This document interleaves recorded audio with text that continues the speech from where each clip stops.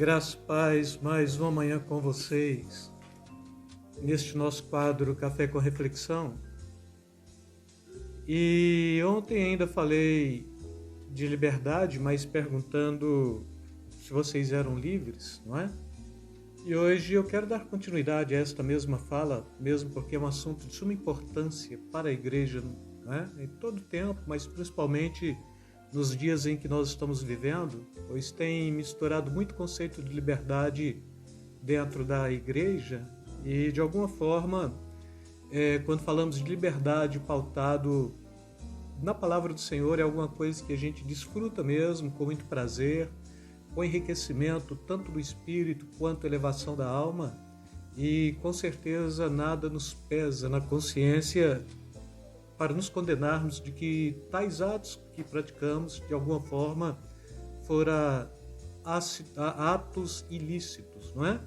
E aí Paulo ele está escrevendo no versículo 13 do mesmo capítulo 5 aos Gálatas, né? Ele diz assim: porque vós, irmãos, fostes chamados à liberdade.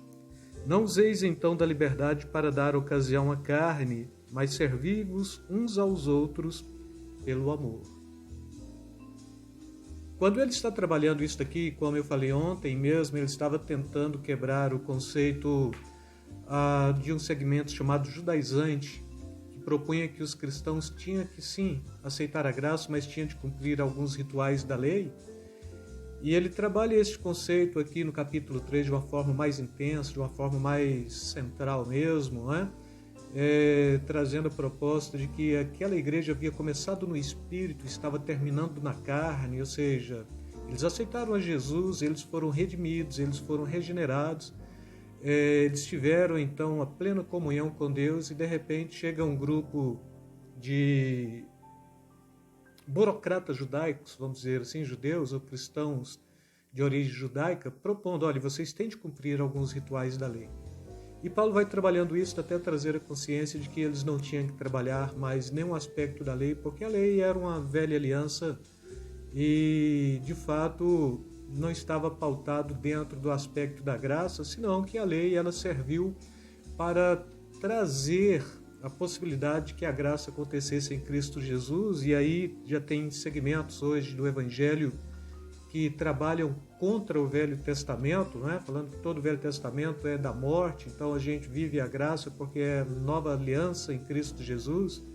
Mas quando a gente vai pegar a Bíblia mais de uma forma e lê-la de uma forma mais sistemática mesmo, a gente vai compreender que necessariamente toda velha aliança ela é uma chave hermenêutica para interpretarmos a graça, ou seja, a gente só vai compreender de fato o que é a graça de Deus quando a gente lê a Bíblia como todo e quando a gente consegue perceber todas as promessas do Velho Testamento em todos os livros que apontam para o tempo que nós estamos vivendo.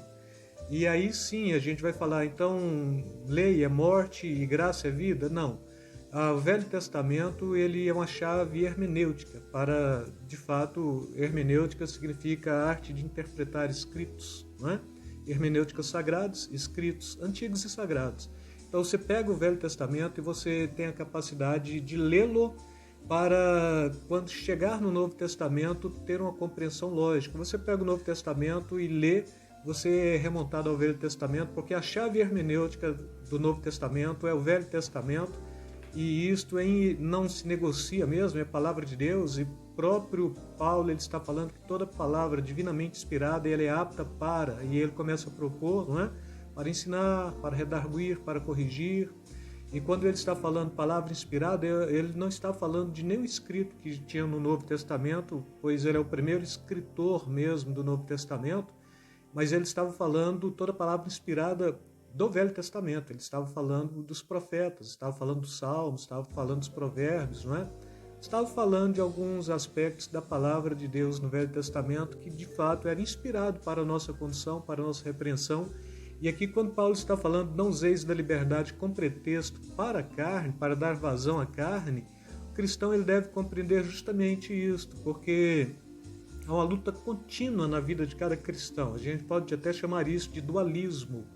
De um lado, o homem vivendo no espírito, ou sendo espiritual, e do outro lado o mesmo homem com a possibilidade de viver nas obras da carne, praticando todas as obras da carne.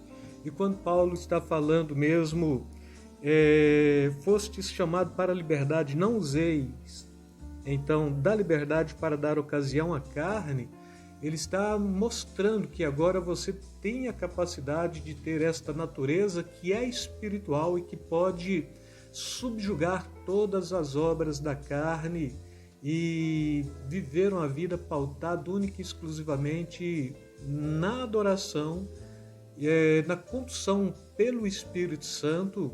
E assim, a Bíblia está nos trazendo este Espírito que nos consola, este Espírito que nos conduz. A palavra Paráclito, a gente pensa que ela traduz consolador, mas ela traduz mais o conceito advogado, não é?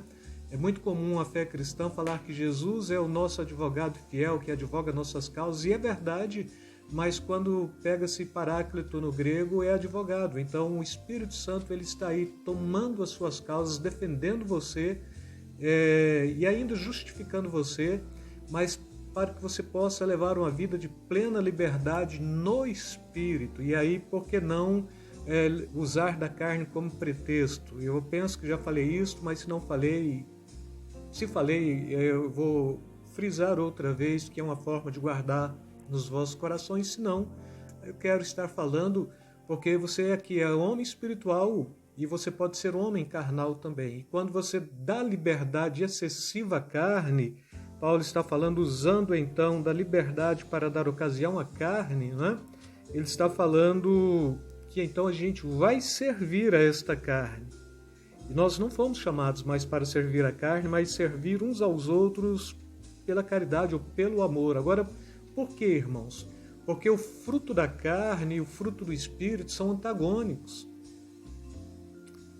O fruto da carne agride a santidade de Deus, que joga bem neste contexto aqui para a idolatria e para a feitiçaria. O fruto da carne agride a santidade do próximo, que joga aqui para prostituição, para discórdia, para facção, para orgias e para dissensão. E o fruto da carne ainda agride a santidade pessoal, a minha própria santidade, ódio, impureza, libertinagem, ciúmes, iras, egoísmos, invejas, embriaguez, não é? Contendas, devassidão.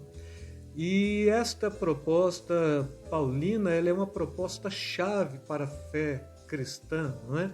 Você sabe que toda liberdade que você tem é uma liberdade plena no Espírito Santo para fazer aquilo que de alguma forma edifique outros e que te traz a possibilidade de servir em amor.